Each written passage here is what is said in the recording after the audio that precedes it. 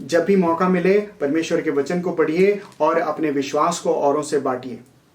नमस्कार, फिर से एक बार आपका स्वागत है। आज हम यहूदा नाम के पत्री को हम देखेंगे और पढ़ने की कोशिश करेंगे। जो कुछ भी चीज़ हम इसमें से सीखेंगे, प्रार्थना करेंगे कि हम उसे अमल कर सकें। पहली बात, हम पहले पद में देखते हैं कि यहूदा इस खत को लिखते हैं। यहूदा यहाँ पर अपना खुद का इंट्रोडक्शन देते हैं और कहते हैं कि वो याकूब के भाई हैं, जेम्स, ब्रदर ऑफ जेम्स।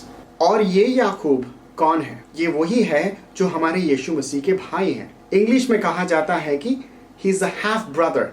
क्या मतलब है इसका? यीशु मसीह, याकूब और यहूदा मरियम के गर्भ से पैदा हुए, पर फर्क ये है याकूब और यहूदा के पिता यूसुफ हैं, पर हमारे यीशु मसीह का जन्म पवित्र आत्मा के बल से होता है। तो यहाँ पे आप देखते हैं, ये इतनी खूबसूरत बात है कि यहूदा इतने विनम्र होकर कहते हैं कि मैं याकूब का भाई हूँ और यीशु मसीह का दास हूँ, सेवक हूँ, गुलाम हूँ। ये इतना महत्वपूर्ण क्यों है? अगर आप याद करें मरकुस के 3 अध्याय में, जब यीशु मसीह गलीली के प्रांत में लोगों को सिखाते हुए और चमत्कारी कार्य करते हुए आगे बढ़ रहे थे, तब वहां पर वो अपने 12 चेलों को चुनते हैं। ठीक उसी के बाद हम देखते हैं, तब वो घर में आया और ऐसी भीड़ इकट्ठी हो गई कि वो रोटी भी ना खा सके। जब उसके कुटुंबियों ने ये सुना तो वो उसे पकड़ने के लिए निकले, क्योंकि वो कहते थे कि उसका चित्त ठिकाने नहीं है। यहाँ पर हम देखते हैं यीशु मसीह का परिवार कहता है कि वो अपना मानसिक संतुलन खो चुके हैं, क्योंकि वो अपने आप को मसीहा बताते हैं, क्योंकि वो अपने आप को खुदा बताते हैं। और आप सोच सकते हैं एक यहूदी धार्मिक परिवार को ये कैसा महसूस होता होगा। और उस समाज के सारे धार्मिक लोग यीशु मसीह से नफरत करते थे, क्योंकि वो अपने आप को खुदा बताते थे। और यीशु मसीह का परिवार खुद ये सोचने लगा कि वो पागल हो चुके हैं। ऐसे परिवार से यहूदा लिखते हैं कि यीशु मसीह के वो दास हैं, वो उनके गुलाम है, क्योंकि वो यीशु मसीह को अपना खुदा मान चुके थे। परमेश्वर की जय हो। और यहूदा ये पत्र किसको लिख रहे हैं? हम देखते हैं पहले और दूसरे वचन में कि वो एक ऐसे यहूदी समुदाय को लिख रहे हैं जो यीशु मसीह को अपना खुदा मान चुके थे। पर ये खत उन्हें क्यों लिख रहे हैं? आइए देखते हैं उसका 3 पद। है प्रियो, जब मैं तुम्हें उस उद्धार के विषय में लिखने में अत्यंत परिश्रम से प्रयत्न कर रहा था, जिसमें हम सब सहभागी हैं, तो मैंने तुम्हें यह समझाना आवश्यक जाना कि उस विश्वास के लिए पूरा यत्न करो जो पवित्र लोगों को एक ही बार सौंपा गया था। सो यहाँ पर यहूदा इस पत्र को इसलिए लिख रहे हैं कि वो चाहते हैं कि ये मसीही समुदाय जो परमेश्वर यीशु मसीह पे अपना विश्वास रख चुके हैं, वो अपने विश्वास के लिए यत्न करें और अपने विश्वास में कायम रहें। और वो लिखते हैं, किस लिए लिखते हैं? क्योंकि ऐसे लोग, ऐसे झूठे प्रवक्ता, ऐसे झूठे शिक्षक कलीसिया में आ चुके हैं जो परमेश्वर यीशु मसीह को तुच्छ बताते हैं और उन्हें बिल्कुल खारिज कर देते हैं। ये कैसे लोग हैं? कौन से लोग हैं? हम देखते हैं पतरस और पौलुस भी इन लोगों के बारे में लिखते थे। उन दिनों में नॉस्टिक नाम का एक फिलॉसफी बहुत ही लोकप्रिय था। बहुत सारे लोग इस फिलॉसफी के पीछे जा रहे थे। नॉस्टिक फिलॉसफी में कहा जाता था जो भी जिस्मानी चीज है वो बुरी है, और जो भी चीज रूहानी है, आत्मा से संबंधित है, वो अच्छा चीज है। सुनने में तो ये अच्छा लगता है, पर इसका क्या असर होता है मसीही विश्वास पे कि यीशु मसीह के अस्तित्व पर ये एक हमला होता है। क्योंकि हम जानते हैं यीशु मसीह परमेश्वर जो अल्फा और ओमेगा है, जिसका कोई प्रारंभ नहीं है, कि जिसका कोई अंत नहीं है, वो ऐसे परमेश्वर है। पर जब वो यीशु मसीह बनकर, इंसान बनकर हमारे बीच में आते हैं, तो वो एक फिजिकल बॉडी के साथ हमारे बीच पैदा होते हैं। और ये नास्टिक फिलॉसफी के हिसाब से जो भी शारीरिक है वो बेकार है। यीशु मसीह का जीवन और उनका बलिदान, उनका मौत, उनका फिर से जी उठना, ये बेमायने है। क्या आप इसे देख रहे हैं कि किस प्रकार का खतरा परमेश्वर के कलीसिया में पहुंच चुका है? और ना ही सिर्फ वो, पर जो भी आप गुनाह अपने जिस्म से करते हैं, अश्लील और लैंगिक संबंधों में आप व्यस्त हैं, वो जायज हो जाता है। क्योंकि आपके शरीर से आप जो भी गुनाह करते हैं वो बेमायने हैं। आप जो भी गुनाह अपने शरीर से करते हैं उसका कोई भी इम्प्लीकेशन आपके जीवन में नहीं होता। और यहूदा इस खतरे को जानकर ये खत लिखते हैं ताकि इन झूठे प्रवक्ताओं से चौकन्ने रहें और अपने विश्वास में दृढ़ रहें। तो यहूदा यहाँ पर ना ही सिर्फ पुराने नियम के पुस्तकों का इस्तेमाल करते हैं, पर अन्य साहित्यिक किताब जो परमेश्वर के वचन से प्रेरित होकर लिखी गई थी उन्हें भी इस्तेमाल करते हैं, ताकि वो उन चीज़ों के बारे में उन्हें एक स्पष्ट रूप से बता सके। मानो C.S. लुइस के कोई खिताब के ऊपर मैं अगर चंद उदाहरण देता हूँ तो इसका ये मतलब नहीं है कि वो परमेश्वर का वचन है। सो यहाँ पर यहूदा भी पहले इनॉक जो अपॉक्रिफा है और टेस्टिमनीज ऑफ मोसेस जैसे किताबों का इस्तेमाल करते हैं और ये बताने की कोशिश करते हैं कि जो कोई भी परमेश्वर के खिलाफ परमेश्वर को अपना पीठ दिखाता है और उनके खिलाफ खड़ा हो जाता है, परमेश्वर उसे दंड देगा। परमेश्वर गुनाह से नफरत करता है भाइयों और बहनों। और यहूदा इसका उदाहरण देते हुए कहते हैं कि याद करो जब परमेश्वर ने मिस्र से उन यहूदियों को बाहर निकाला था, जो यहूदी मेमने के लहू से अपने घर के दरवाजों को रंग दिए थे और परमेश्वर ने उन्हें बाहर निकाला था, वो आगे चलकर परमेश्वर को ठुकरा कर सिर्फ 2 ही लोग कनान में जा सके, बाकी सब लोग वहां पर नष्ट हो चुके हैं। और दूसरा उदाहरण ये देते हैं, स्वर्गदूत अपने स्थल को छोड़कर, अपने जगह को छोड़कर अश्लील और लैंगिक संबंधों में हवस के भूख से अंधे हो चुके थे, जिस प्रकार से उन्हें बंदी किया गया है ताकि वो हमेशा के आग में जल सके। और तीसरा उदाहरण सोदोम और अमोरा, अन्य गांव जो उसके इतराफ थे, जिस प्रकार से वो लोगों ने अपने आप को शारीरिक हवस में अंधे हो चुके थे और वो पाप और पुण्य में फर्क नहीं जानते थे। जिस प्रकार से परमेश्वर ने उन्हें दंड दिया था, उसी प्रकार से आज भी परमेश्वर गुनाह से नफरत करते हैं। भाइयों और बहनों, ये चेतावनी है कि परमेश्वर बिल्कुल हमसे प्यार करता है। परमेश्वर हमें माफ करने के लिए तैयार है, पर इसका ये मतलब नहीं है कि हम गुनाह करते रहें। हमें ऐसा कोई लाइसेंस नहीं मिला। भाइयों और बहनों, याद करो, ये गलत फहमी में मत रहो। खुदा आज भी गुनाह से उसी तरह नफरत करता है जिस तरह से वो सोदोम और गोमरा के गुनाह से नफरत करता था। तो यहूदा आज इस समाज को और इस खत को पढ़ने वाले हर इंसान को ये याद दिला रहे हैं कि खुदा आज भी वही है जो गुनाह से नफरत करता है।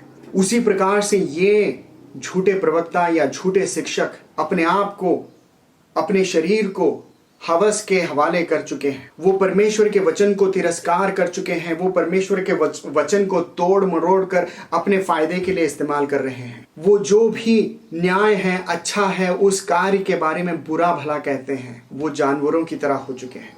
भाई और बहनों, ऐसे शिक्षक और प्रवक्ता हमारे बीच में आ चुके हैं, आज भी है। और जब हम ये पद को पढ़ते हैं, कई बार हमें वो प्रॉस्पेरिटी टीचर्स और प्रीचर्स शायद आपको याद आ जाएंगे, जो चंगाई के नाम से लोगों को बेवकूफ़ बना रहे हैं। वो हमें याद आ सकते हैं, शायद हमें याद आना भी चाहिए।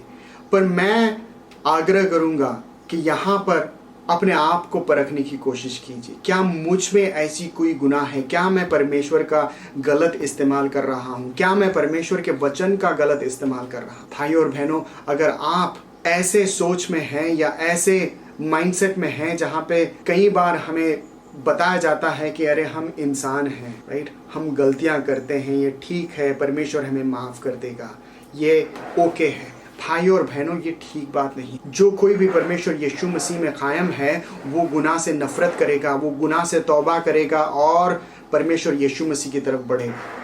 शायद हम हमारे ताकत में नहीं कर सकते, पर हम परमेश्वर की ताकत में, उनके सामर्थ्य में ये काम कर सकते हैं। हम गुनाहों से जीत सकते हैं। इसीलिए परमेश्वर यीशु मसीह हमारे लिए कुर्बान हुए थे, ताकि हमें इस गुनाहों से निजात मिले, ताकि हमें एक नया हृदय मिले, ताकि हम परमेश्वर की तरह बन सके। भाई और बहनों, फिर से इसे मैं दोहराता। और यहूदा कहते हैं कि वो काइन की तरह है जो अपने भाई का कत्ल कर देता है, जो ईर्ष्या से भर चुका था और परमेश्वर की तरफ वो नहीं पलटता। और दूसरा उदाहरण बेलम की तरह भ्रष्ट हो चुके हैं। लगता तो ऐसे हैं उनके बातों से कि वो परमेश्वर से प्यार करते हैं, पर वो लालची हैं, वो धन के लिए दीवाने हैं। वो परमेश्वर को भी और अपने वचन को भी बेच सकते हैं और बेच कर खा सकते हैं। और तीसरा उदाहरण कोरा का है, जो हम गिनती के पुस्तक उसके 16वें अध्याय में देखते हैं कि जिस प्रकार से कोरा और वो 250 लोग मूसा और आरोन के खिलाफ खड़े होते हैं। हम यहाँ देखते हैं कि कोरा की नीयत खराब थी। वो लेवी तो था, पर वो याजक भी बनना चाहता। तो जो गलत प्रवक्ता हमारे बीच में है, उनकी नीयत भी खराब है।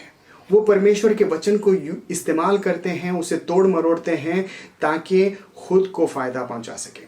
इसीलिए यहूदा कहते हैं कि वो हमारे बीच में है, वो उन बड़े आसनों पर विराजमान हैं हमारे बीच में। वो हमारे सब दावतों में आते हैं और वो सब में बड़े औहदे वाले कुर्सियों पर बैठे हैं। वो ऐसे लोग हैं, वो ऐसे चरवाहे हैं जो अपने पेट के लिए जीते हैं। याद करो भाई और बहनों, परमेश्वर यीशु मसीह ऐसे चरवाहे थे जो अपने 99 भेड़ों को छोड़कर वो एक भटके हुए भेड़ के पीछे जाते हैं, उसे खोजते हैं, उसको पकड़कर अपने खांधे पे बिठाकर लाते हैं और जश्न मनाते हैं कि एक भेड़ को वो बचा कर ला लिए। पर यहाँ पर ये गलत शिक्षक प्रवक्ता ऐसे चरवाहे हैं, वो खुद के भेड़ को काट कर खाते हैं, अपने पेट को भरते हैं। और हम देखते हैं कई बार ऐसे प्रवक्ता हमारे बीच में आ चुके हैं भाई और बहन, जो परमेश्वर से प्रेम नहीं करते, उनकी प्रजा की भलाई का नहीं सोचते, खुद अपने पेट के बारे में सोचते हैं, हमेशा अपनी हैसियत के बारे में सोचते हैं। वो ऐसे बादल हैं, निर्जल बादल हैं, जिसे हवा उड़ा ले जाती है। ये ऐसे पेड़ हैं जो मर चुके हैं, बेजान दरख्त हैं जो मर चुके हैं, जिससे कोई फल हमें नहीं मिलेगा। ये ऐसे बुलबुले हैं जो सागर के लहरों से आते हैं, जिसका कोई महत्व नहीं है, अस्तित्व नहीं है। पर यह सच्चाई है कि ऐसे लोग हमारे बीच में आ चुके हैं। ऐसे लोग यीशु मसीह का तिरस्कार करते हैं, ऐसे लोग हमारे विश्वास को चकनाचूर करते हैं और हमें परमेश्वर से हमेशा दूर करते हैं। इसीलिए यहूदा ये खत लिखते हैं ताकि हम चौकन्ने रहें, ताकि हम इसके खिलाफ खड़े हो सके, ताकि हम हमारे विश्वास में मजबूत रह सकें। और याद दिलाते हैं कि खुदावन न्याय करने वाला परमेश्वर है। और यहूदा हमें याद दिलाते हैं कि परमेश्वर के प्रेरित अपोस्टल्स हमें पहले ही इस बात के बारे में चौकन्ना किया था। देखिए यहूदा यहाँ पर परमेश्वर की कलीसिया, खास तौर से ये समुदाय को जो वो लिख रहे हैं, कहते हैं कि अपने विश्वास में दृढ़ रहिए। कैसे रहें हम हमारे विश्वास में दृढ़? भाई और बहनों, ये बहुत ही महत्वपूर्ण है कि आप परमेश्वर के वचन को पढ़िए, क्योंकि जब तक आप इसको नहीं पढ़ेंगे तब तक आपको नहीं पता चलेगा कि गलत क्या है और सही क्या है। अगर आपको सही परमेश्वर का वचन मालूम होना है तो आपको उसके जड़ तक जाना होगा, और वो आप परमेश्वर के वचन को पढ़ने से ही कर सकते हैं। यहूदा ये लिखते हैं कि ये कार्य हम हमारे सामर्थ्य से नहीं कर सकते भाइयों, इसलिए प्रार्थना में अपने आप को विनम्र करते हुए हमें परमेश्वर में आगे बढ़ना होगा। और कहते हैं कि अपने आप को परमेश्वर के प्रेम में बनाए रखना होगा। जब तक हम परमेश्वर के सुसमाचार को अपने आप को नहीं सुनाएंगे, हर रोज हमें उसका मनन करना होगा। उसका क्या मतलब है कि याद कीजिए कि हम गुनहगार हैं, कि हम एक झटके में हम खुदा के खिलाफ हो सकते हैं और अपने हवस और अपने खुदगर्जी में अंधे होकर गुनाह करने की काबिलियत रखते हैं। पर याद कीजिए, ऐसे हमें परमेश्वर यीशु मसीह ने अपने प्रेम से हमें खरीद लिया और हमारे गुनाहों के नजात के लिए खुद मरते हैं और हमें एक नया जीवन देते हैं। इस खुशखबरी को याद कीजिए भाई और बहनों, हर रोज। पर जो विश्वास में कमजोर हैं, उन्हें भी आपको जब भी मौका मिले इस सुसमाचार को सुनाइए, परमेश्वर के प्रेम को उन्हें बांटिए। अगर उन्हें कोई तकलीफ है, उस तकलीफ से उन्हें बाहर निकालने की कोशिश कीजिए, उनके लिए दुआ कीजिए। और ख़ास तौर से यहाँ पर एक बात लिखी गई है, 23वें पद को देखिए, और बहुतों को आग में से झपट कर निकालो। भाई और बहनों, बहुत सारे लोग जो परमेश्वर यीशु मसीह को नहीं जानते वो आग में हमेशा के लिए जलने वाले हैं। ऐसे भाई और बहनों से प्रेम करो और उन्हें सुसमाचार सुनाओ और यीशु मसीह के नजात के बारे में उन्हें बताओ और इस जलते हुए आग से उन्हें बाहर निकालो। और यहूदा आखिरी में कहते हैं कि गुनाह से नफरत करो। फिर से एक बार हमें परमेश्वर याद दिला रहा है कि हम ये गलतफहमी में नहीं रह सकते, गुनाह में रहते हुए ये सोचें कि खुदा हमारे गुनाहों को नज़रअंदाज कर देगा। भाइयों और बहनों, जो परमेश्वर यीशु मसीह से मोहब्बत करते हैं, जो परमेश्वर यीशु मसीह में कायम है, जिन्हें खुदा ने एक नया दिल दिया है, वो गुनाह से नफरत करेंगे और तौबा करते हुए खुदावंद यीशु मसीह की तरफ फिरेंगे। भाइयों और बहनों, गुनाह से नफरत करो। और मैं सोचता हूं कि जो बेनेडिक्शन या डॉक्सोलॉजी जो यहूदा देते हैं, ये बहुत ही महत्वपूर्ण पद है और यहीं पर मैं खुदा के खुशखबरी को देखता हूं। गौर कीजिए 24वें पद को। अब जो तुम्हें ठोकर खाने से बचा सकता है और अपनी महिमा की भरपूरी के सामने मगन और निर्दोष करके खड़ा कर सकता है, उस एकमात्र परमेश्वर हमारे उद्धारकर्ता की महिमा और गौरव और पराक्रम और अधिकार हमारे प्रभु यीशु मसीह के द्वारा जैसा सनातन काल से है, अभी और अब भी हो और युगान युग रहे, आमीन। भाई और बहनों, यहाँ पर यहूदा बिना कोई शक के ये कह रहे हैं, कोई हमें निर्दोष परमेश्वर की उपस्थिति में खड़ा कर सकता है तो वो है प्रभु यीशु मसीह, जो सारी महिमा, गौरव, पराक्रम और अधिकार के अधिकारी हैं, क्योंकि यही हमारे परमेश्वर हैं। भाई और बहनों, यहूदा ये पत्र को बहुत ही प्रेम से यहूदी समाज को और पढ़ने वाले आपको और मुझे ये कह रहे हैं कि हमारे विश्वास के लिए यत्न करते रहें, लड़ते रहें और हमारे विश्वास में हम दृढ़ होते रहें। और ये जब तक नहीं कर सकते जब तक हम परमेश्वर के वचन में नहीं होंगे। ये जब तक हम नहीं कर सकते जब तक हम परमेश्वर को अपना शक्ति मानकर प्रार्थना में और विनम्रता के साथ उनके सामने नहीं आते। तो भाई और बहनों, मैं विश्वास करता हूँ ये पत्र आपको प्रोत्साहन देगा कि आप परमेश्वर के वचन को पढ़िए, उसे समझने की कोशिश कीजिए और जो कोई भी बात परमेश्वर आपसे बात करे उसे अपने जीवन में अमल कीजिए। जय मसीह की।